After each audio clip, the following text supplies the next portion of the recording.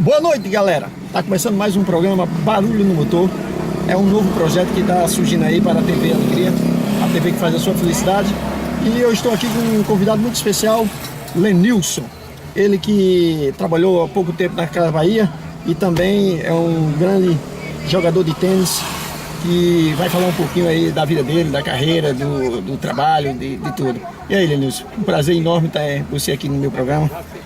Boa noite, eu quero agradecer pelo convite do grande amigo Márcio. Estamos aí levando a vida com esporte, trabalho, saúde. Já como eu passei mais de um ano afastado do tênis. Você está voltando agora? Estou voltando agora, se Deus quiser. Porque teve um tempo separado por conta do trabalho.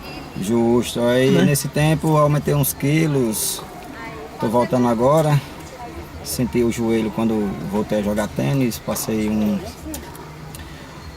um tempo parado para recuperar o joelho e estou voltando para a próxima etapa do circuito Potiguar de Tênis lá em Natal, eu fazer a minha parte, participar, né? Eu fiquei sabendo que a galera daqui de Mossoró fez muito bonito lá em Natal, né, nesse circuito, e você não teve a oportunidade de ir nessa vez. Eu fico feliz com o pessoal, né, que foi para Natal, representar Mossoró.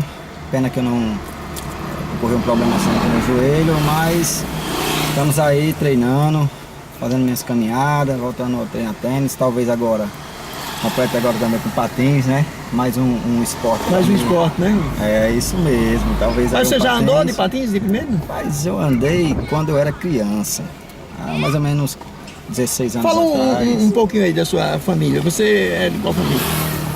Eu tenho família, minha família, meus avós são lá de Felipe Guerra, e eu sou daqui mesmo. Inclusive eu tive o prazer de conhecer seu avô, Henrique, né? Que ele ia muito lá na Madeireira. Era o grande Zé Henrique. Exato. Você vem da família dele, era, né? O mestre de obra.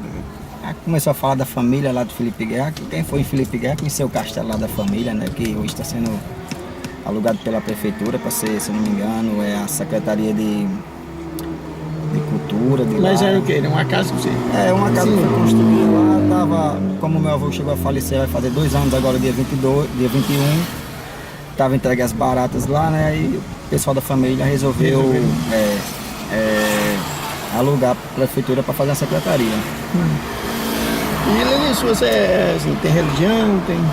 Mas religião é acreditar em Deus. Já toquei em banda católica, já toquei no louvor da igreja. Sim, também tem outro detalhe que você é tecladista também, né? Isso, porque também se eu volto você a tocar.